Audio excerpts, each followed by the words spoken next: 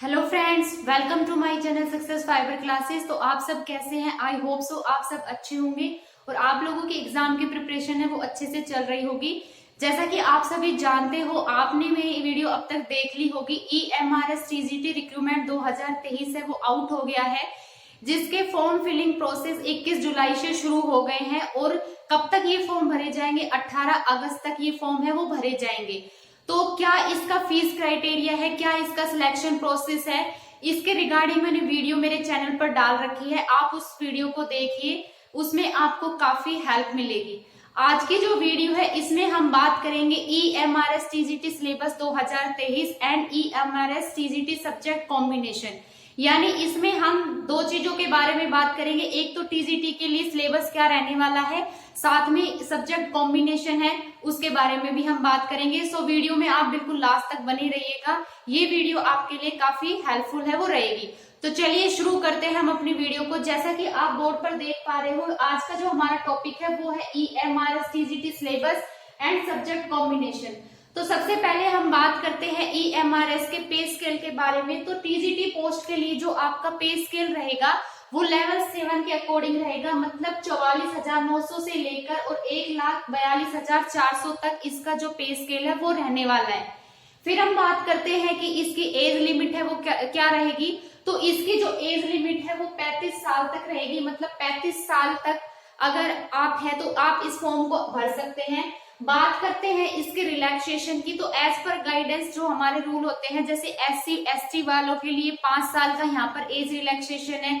OBC की बात करते हैं तो यहाँ पर 3 साल का रिलैक्सेशन है। लेकिन अगर हम वुमेन कैंडिडेट की बात करें तो महिला उम्मीदवार, चाहे वो किसी भी कैटेगरी से बिलोंग करती हो, चाहे वो SC से बिलोंग करती हो, चाहे OBC से बिलोंग करती हो, चाहे वो जेंडर से बिलोंग करती हो, तो वुमेन को यहाँ पर जो एज रिलैक्सेशन दिया हुआ है वो 10 साल का एज रिलैक्सेशन है वो दिया हुआ है। ठीक है, तो ये तो हुआ हमारा पे स्केल और एज लिमिट है उसके बारे में। अब हम बात करते हैं इसके सिलेबस के बारे में। तो TGT का सिलेबस है, इसको 2 मार्क्स रेशियो में डिवाइड किया गया है। एक तो 120 मार्क्स और दूसरा है हमारा 30 मार्क्स। तो पहले हम बात करेंगे 120 मार्क्स का क्राइटेरिया के बारे में, उसके बाद हम बात करेंगे 30 मार्क्स के क्राइटेरिया के बारे में। तो ये जो हमारा पेपर कंडक्ट होगा, जैसा कि आप जानते हो, ये ऑफलाइन मोड में होगा, मतलब पेन पेपर मोड में ये पेपर कंडक्ट किया जाएगा। तो इसमें टोटल आपके पास 6 पार्ट है वो आएंगे। पार्ट फर्स्ट में जो आपसे पूछा जाएगा वो जनरल अवेयरनेस पूछी जाएगी और यहाँ से आपके 10 क्वेश्चन है वो पूछे जाएंगे। 10 क्वेश्चन यहाँ पर पूछे जाएंगे, मतलब 10 मार्क्स की यहाँ पे आपसे जनरल अवेयरनेस पूछी जाएगी, क्योंकि एक क्वेश्चन यहाँ से आपका 1 मार्क्स का बनेगा और इसमें एक क्वेश्चन गलत होने पर 0.25 नेगेटिव मार्किंग आपको यहाँ पर देखने को मिलेगी। तो जनरल अवेयरनेस की बात करूं तो फर्स्ट में 10 क्वेश्चन आपको पूछे जाएंगे, यानी 10 मार्क्स के। उसके बाद हम बात करते हैं पार्ट सेकंड में। तो पार्ट सेकंड में यहाँ से आपसे रीजनिंग पूछी जाएगी। रीजनिंग यहाँ से आपसे 10 क्वेश्चन पूछे जाएंगे, मतलब 10 मार्क्स की यहाँ पर रीजनिंग मिलेगी। उसके बाद फिर हम बात करते हैं पार्ट थर्ड, यानी ICT इंफॉर्मेशन कम्युनिकेशन टेक्नोलॉजी, यानी कंप्यूटर। तो यहाँ से जो क्वेश्चन पूछे जाएंगे वो 10 क्वेश्चन पूछे जाएंगे, मतलब 10 मार्क्स का यहाँ पर आपसे ICT पूछा जाएगा। उसके बाद फिर जो पार्ट 4 है उसमें आपसे पूछा जाएगा टीचिंग एप्टीट्यूड। तो टीचिंग एप्टीट्यूड जो यहाँ पर बनेगा वो 10 मार्क्स का टीचिंग एप्टीट्यूड बनेगा, मतलब 10 क्वेश्चन यहाँ पर आपको देखने को मिलेंगे। फिर उसके बाद बात करते हैं हम पार्ट 5। तो पार्ट 5 में आपको यहाँ पे 4 सेक्शन देखने को मिलेंगे। पार्ट A के अंदर यहाँ पर सब्जेक्ट पूछा जाएगा। तो सब्जेक्ट जो आपसे पूछा जाएगा वो 65 मार्क्स का पूछा जाएगा, मतलब 65 क्वेश्चन यहाँ से आपको सब्जेक्ट में मिलेंगे। जिस सब्जेक्ट से आप अप्लाई करोगे, मान लो आपने साइंस से अप्लाई किया है तो साइंस मिलेगी, अगर आपने मैथ अप्लाई किया है तो 65 मार्क्स आपको मैथ के देखने मिलेंगे। उसके बाद फिर जो B वाला सबसेट है उसके अंदर आपसे एक्सपेरिमेंटल एक्टिविटी बेस्ड क्वेश्चन, यानी पेडागोजी जिसको हम बोलते हैं, वो पूछी जाएगी आपसे। 10 क्वेश्चन यहाँ पर पूछे जाएंगे, मतलब 10 मार्क्स की। उसके बाद फिर हम बात करते हैं C और D की। तो यहाँ से आपको NEP 2030 पॉलिसी यहाँ पर पूछी जाएगी। साथ में जो हमारे प्रोग्राम होते हैं, जितने भी एजुकेशनल प्रोग्राम, जैसे खेलो इंडिया हो गया, फिट इंडिया हो गया, और भी अदर जितने भी प्रोग्राम होते हैं, इन दोनों का मिला के यहाँ से 5 क्वेश्चन बनेंगे, मतलब 5 मार्क्स। ठीक है।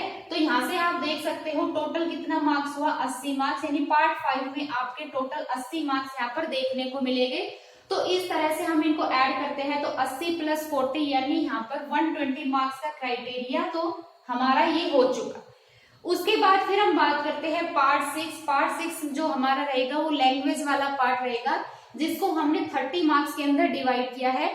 तो इसमें आपसे 3 लैंग्वेज पूछी जाएगी, language first, language second and language third. Language first second जो आपसे पूछी जाएगी वो जनरल हिंदी और जनरल इंग्लिश पूछी जाएगी, यानी अब तक आप जिस भी एग्जाम के लिए प्रिपरेशन करते आ रहे हो उसमें जो भी हिंदी इंग्लिश पूछी गई है वो सब यहाँ पर आपसे पूछी जाएगी। बात करते हैं हम लैंग्वेज थर्ड के बारे में। तो लैंग्वेज थर्ड जो होगी वो आपकी रीजनल लैंग्वेज रहेगी, ठीक है। तो जैसे इसमें नोटिफिकेशन में दिया भी हुआ है रीजनल लैंग्वेज दे रखी है, वहां पे बंगाली होगी, कोंकणी, मतलब जो भी आपकी रीजनल लैंग्वेज लगती है वो। अब यहाँ पे मैं बात करती हूँ, जैसे मान लो आपने यहाँ पे लैंग्वेज फर्स्ट जनरल हिंदी तो हो गई, लैंग्वेज सेकंड हमारी जनरल इंग्लिश हो गई, तो आप लैंग्वेज थर्ड को हिंदी या इंग्लिश भी ले सकते हो। अगर आपने लैंग्वेज थर्ड मान लो हिंदी ली है तो यहाँ से डिफरेंस बस कितना रहेगा कि लैंग्वेज थर्ड जो हिंदी के क्वेश्चन पूछे जाएंगे वो बिल्कुल डेप्थ में पूछे जाएंगे, मतलब इससे एक लेवल अबोव के क्वेश्चन आपसे पूछे जाएंगे, ठीक है।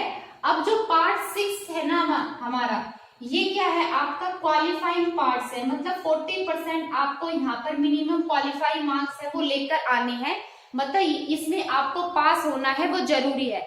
अगर आप इसमें पास नहीं होते हैं और आपने चाहे इसमें से 120 में से 110 मार्क्स आपने ले लिए हो, तब भी आप क्या है इसमें डिस्क्वालीफाई ही माने जाओगे, क्योंकि पार्ट 6 में आपको यहाँ पर पास होना मैंडेटरी है, ठीक है। ये तो हुआ हमारा सिलेबस के बारे में। अब हम बात करते हैं इसके सब्जेक्ट कॉम्बिनेशन के बारे में।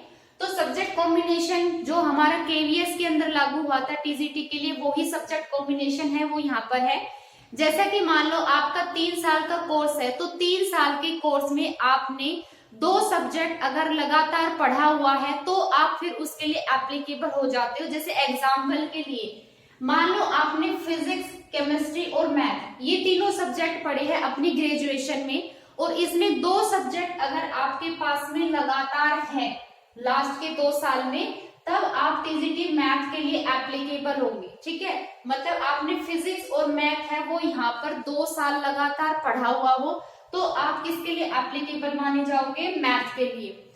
फिर मैं बात करती हूँ एग्जाम्पल के लिए, जैसे मान लो आपको टीजीटी साइंस के लिए अप्लाई करना है, तो यहाँ पर आपके पास में बोटेनी, जूलॉजी, केमिस्ट्री ये सब्जेक्ट होनी चाहिए आपके 3 साल के कोर्स में, और इस 3 साल के कोर्स में आपने 2 सब्जेक्ट लगातार 2 साल पढ़ा हो तो आप साइंस के लिए एप्लीकेबल है वो माने जाओगे।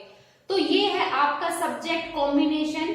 आई होप आपको ये वीडियो अच्छी लगी है। अगर आपको इससे रिलेटेड कोई भी क्वेरी है, कोई भी बात पूछनी है, तो आप मेरे को कमेंट में डाल दीजिएगा, मैं उसका आंसर देने की पूरी कोशिश करूंगी। तो इसकी जो अगली वीडियो आएगी वो हम बात करेंगे इसकी बुक्स के बारे में कि आपको कौन सी बुक्स है वो पढ़नी चाहिए। तो चलिए हमारी जो वीडियो है वो एंड होती है। अगर आपको ये वीडियो अच्छी लगी है तो चैनल को ज्यादा से ज्यादा लाइक कीजिए, शेयर कीजिए, सब्सक्राइब कीजिए। Thank you very much.